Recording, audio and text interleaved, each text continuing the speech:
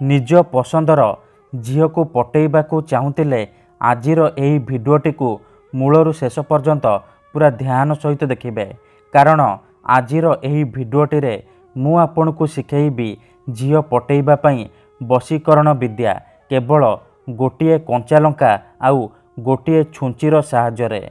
हाँ फ्रेंड्स, जदि आपण केउ झील को मने मने भल पाउचंती किंतु जेते चेष्टा कले मध्य ताकू पटेई पारुनांती, ताकू निजर मन कथा कहिबाकू डरुचंती, आउ आपण चाहुचंती कि से झील निजे आसी आपण को भल पाउची बोली कहू, तेबे आजिर एही भिडियोटी आपणकर इच्छा को पूरण करिबो।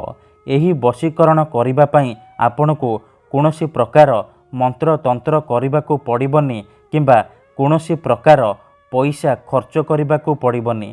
केवल गोटिए कंचा लंका आउ गोटिए छुंचीर साहाय्य आपण से झील को पटेई पारिबे।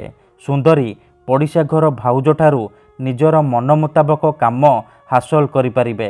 एही वशीकरण महाशक्तिशाली वशीकरण, एहार प्रयोग केबे भी खाली जाएनी। तेणु मोर आपण मानकू अनुरोध कि मनरे कोनोसी खराब उद्देश्य किंबा कोनोसी खराब काम पई आपण एही वशीकरण प्रयोग करिबेनी। जदि आपण से झील को सतरे भल पाउचंती तेबे आपण एही वशीकरण प्रयोग करिबे, अन्यथा मनरे कोनोसी खराब उद्देश्य किंबा कोनोसी खराब काम पई एही वशीकरण प्रयोग करिबेनी।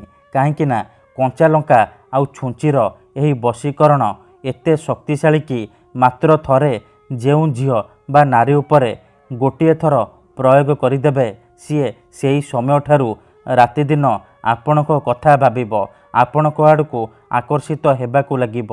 जेपर्यंत आपणक पाखकू आसीनी, आपणक सहित संपर्क रखिनी, सीए गोटे मुहूर्त भी रही पारिबनी। नमस्कार फ्रेंड्स, ओडिया फंडा चैनल को आपण मानकू स्वागत। जदि आपण से झील को पटेइबाकू चाहुचंती, सुंदरी पड़िशा घर भाउज को पटेइबाकू चाहुचंती, तेबे आजिर एही भिडियोटी को पूरा ध्यान सहित शेष पर्यंत देखिबे, कारण आजिर एही भिडियोटी रे मु आपनकू शिखेइबी कंचा लंका आउ छुंचीर साहाय्य नारी मोहिनी वशीकरण विद्या, झील पटेइबा पई वशीकरण विद्या, जार प्रयोग रे आपण सुंदरी सुंदरी झील को अति सहजरे पटेई पारिबे। जेउ झील आपनकू भाव देउनथिला सी निजे आसीबो, आपणक सहित कथा हबो, आपणकू भल पाउची बोली कहिबो। जेउ विवाहिता नारी को आपण राति दिन भाबुचंती, सी निजे फोन करिकी घर को डाकिबो, जहा चाहिबे ताहा करिबो।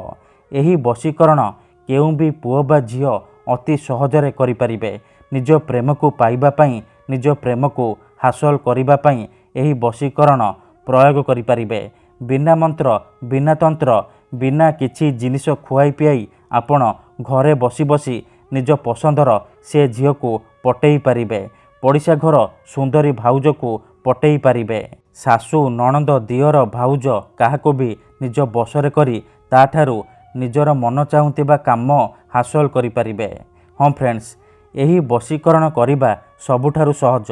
एहाकू आपण किपरि करिबे, केमिति करिबे, एहार प्रयोग विधि कौन मु आपनकू शिखेइबी। संपूर्ण प्रयोग विधि ठीक भाबरे शिखेइबी। जानिबा पई मोर आपण मानकू अनुरोध कि आपण भिडियोटी को मूलरू शेष पर्यंत पूरा ध्यान सहित देखिबे। अधारू छाड़िकी पळेइले आपण किछि भी बुझी पारिबेनी। परे आपण कहिबे गुरुजी आपणकर वशीकरण काम करूनी।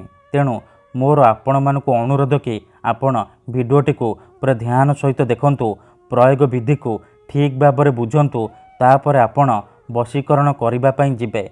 एही वशीकरण करिबा पई आपणकू बेसी किछि सामग्रीर आवश्यक नाही।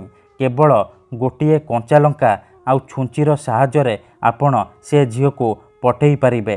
तेबे एही वशीकरण आपण किपरि करिबे, केमिति करिबे, चलंतु जानिबा। मन रखंतु, एही वशीकरण आपण केवल मंगलवार किंबा शनिवार दिन करि पारिबे। विधिटी करिबा पूर्वरु भल भाबरे हाथ गोड़ धोईकी आपण सफा वस्त्र पिंधिकी एही वशीकरण आरंभ करिबे। प्रथमे आपण कोन करिबे, गोटिए कंचा लंका आउ गोटिए छुंची आनिबे। तापरे कोनोसी एक जगार दक्षिण दिगकू ମୁହଁ କରିକି ବସି ପଡ଼ିବେ। ଧ୍ୟାନ ରଖିବେ ଯେମିତି ଆପଣଙ୍କୁ କେହି ଦେଖିବେନି କିମ୍ବା ଅଧାରୁ ଡାକିବେନି। ତାପରେ ଯେଉଁ କଞ୍ଚା ଲଙ୍କା ଆଣିଛନ୍ତି ସେ କଞ୍ଚା ଲଙ୍କା ଉପରେ ସେଇ ଝିଅ ବା ନାରୀର ନାମ ଲେଖିବେ ଯାହାକୁ ଆପଣ ନିଜ ବଶରେ କରିବାକୁ ଚାହୁଁଛନ୍ତି। ତାପରେ ଆଖି ବନ୍ଦ କରିକି ସେଇ ଝିଅ ବା ନାରୀକୁ ମନେ ମନେ ଭାବିବେ। ତାର ମୁହଁକୁ ନିଜ ମନରେ ଭାବିବେ।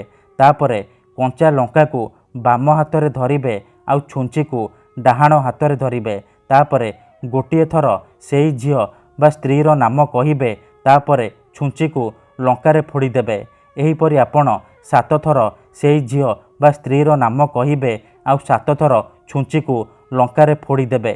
ଏତିକି କରିସାରିବା ପରେ ଆପଣ କ'ଣ କରିବେ, ସେ ଛୁଞ୍ଚି ଆଉ ଲଙ୍କାକୁ ନେଇକି କୌଣସି ଏକ ଫୁଲ ଗଛ ମୂଳରେ ଅଳ୍ପ ଟିକେ ମାଟି ଖୋଳିକି ପୋତିଦେବେ। ଗ୍ୟାରେଣ୍ଟି ଦେଉଛି ଏପଟେ ଏହି ବିଧିକୁ କରିବା ମାତ୍ରେ ସେ ଝିଅ ହେଉ ବା ପଡ଼ିଶା ଘର ଭାଉଜ ଆପଣଙ୍କ ବଶରେ ହେଇଯିବ। ଯାହା ଚାହିଁବେ ତାହା କରିବ।